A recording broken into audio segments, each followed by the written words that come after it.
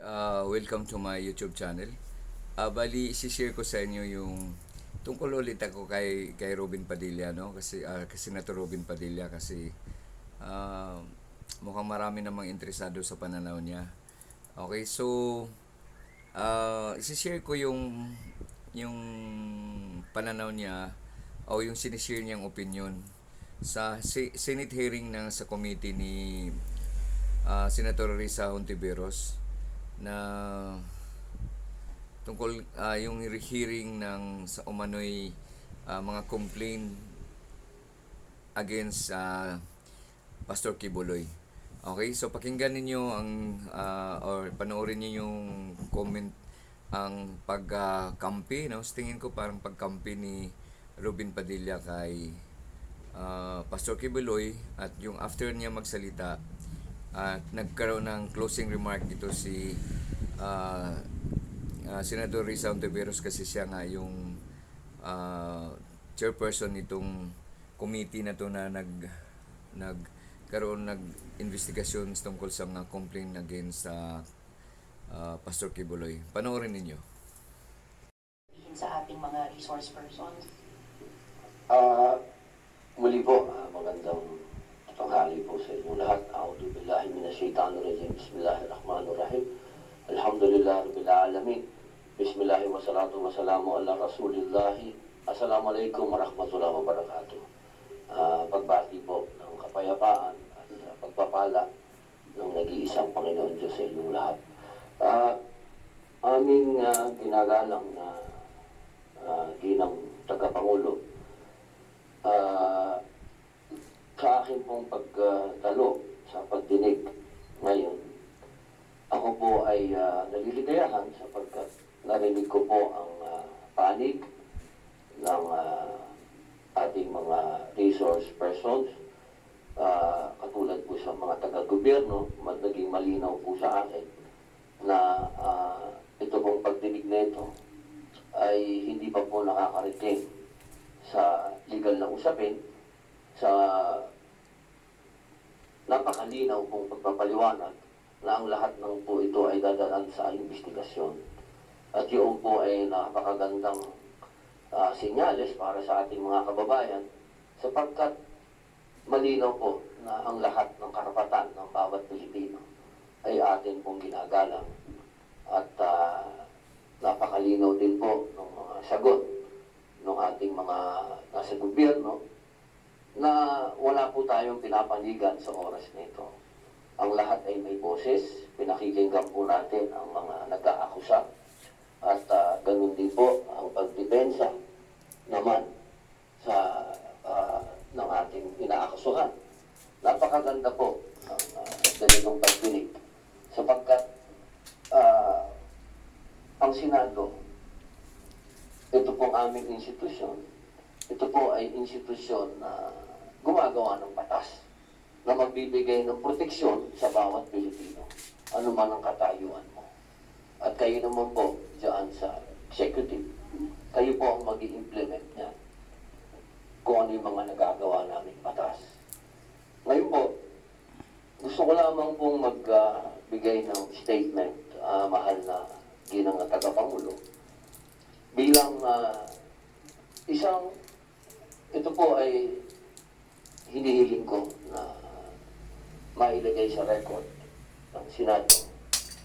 Sapagkat ako po ay matagal ko na pong kilala si Pastor Kibuloy. Magkasama po kami, ma'am, noong panahon ng Pangulo po ay si Gloria Macapagal Arroyo. Kami pong dalawa ay magkasama sa peace, sa lahat po ng hakbang ni Presidente Gloria Macapagal Arroyo na magkaroon ng kapayapaan sa buong Pilipinas. Ako po ay hindi pa senador noon. Ako po ay isang artista na kilala sa usapin ng pamimigay ng pera. Pero kahit isang beses, hindi po ako hiningan ng pera ni Pastor Kibuloy. Ika nga po sa English, not even once. Jesus. At nung ako po ay tumakbo na bilang senador at humingi ng tulong kay Pastor. Kahit 5, hindi po ako hiningan ng pera ni Pastor. Ang gusto ko lamang pong ah,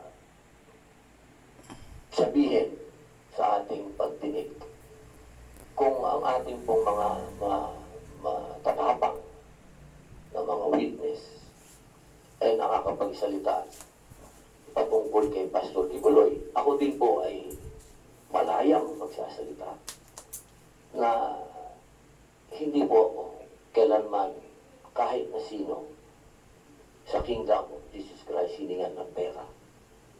Not even once.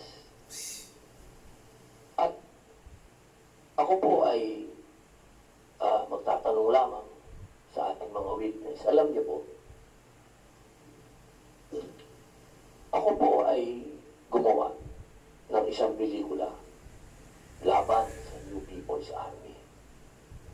Ito po yung Memoirs of a Teenage Rebel.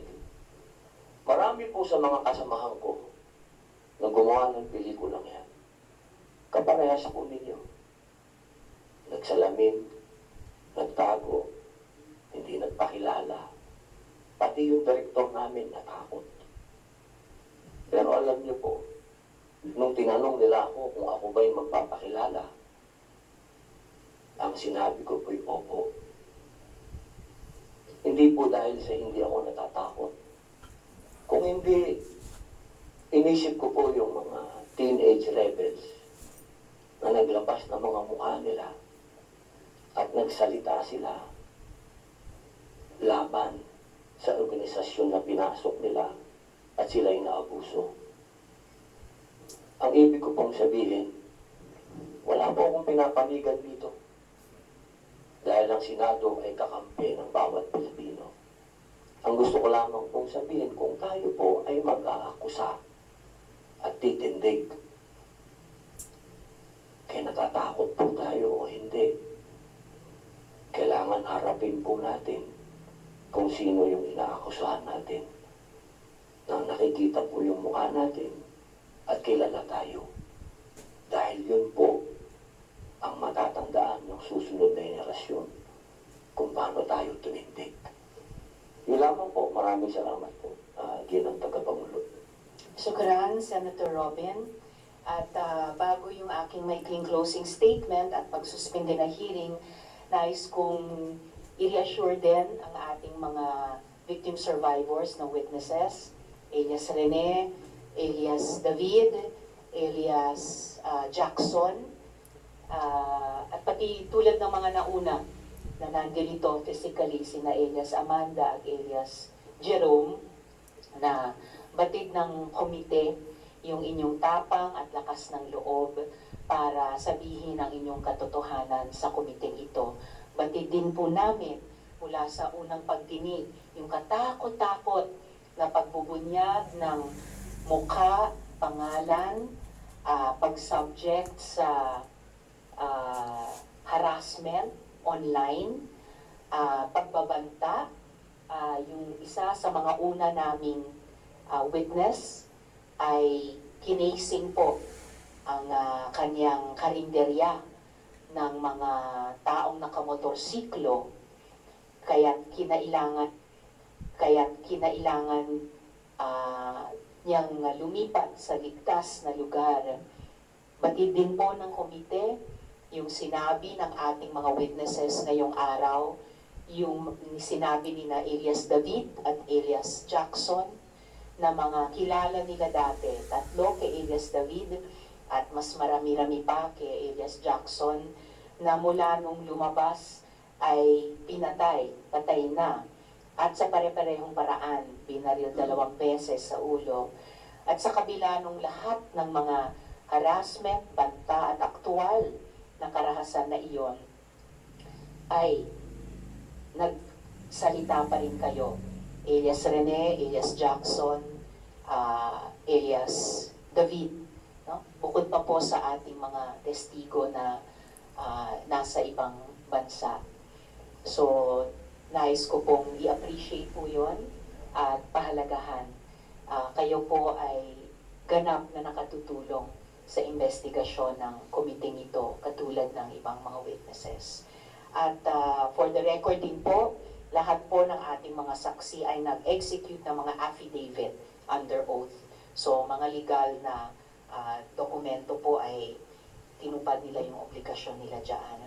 So, bilang maikling pangwakas at pagsuspite sa hearing natin, uulitin ko po na ilabas na ang sabina laban kay Pastor Apollo C. Quiboloy, ang leader ng Kingdom of Jesus Christ.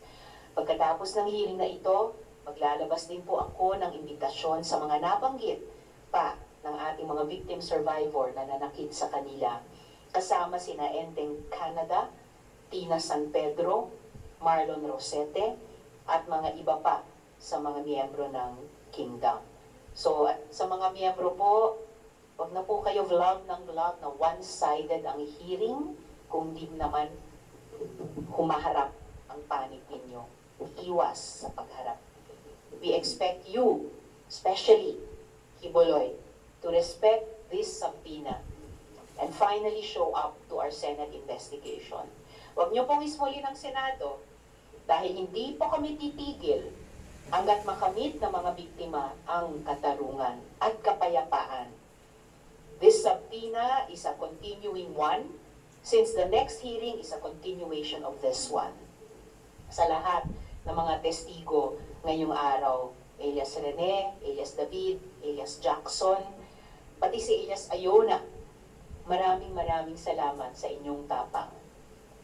Alam namin na hindi madali ang pinagdaanan ninyo.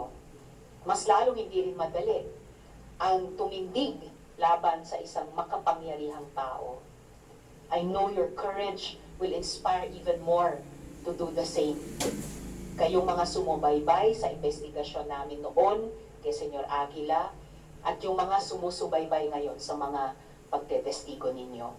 Kaisa nyo po ako, kaisa nyo po ang komiting ito, kaisa nyo po ang Senado para sa inyong laban sa hustisya. At gaya ng sinabi ko kay alias Jackson kanina, pag may nanakit sa inyo, sasagot sila sa akin, sa komite, at sa buong Senado. Mabuhay po kayo, alias Rene, at lahat po kayo. At marami pong salamat sa lahat din ng ating mga resource persons ngayong umaga. Shukran, Senator Robin. This hearing is suspended.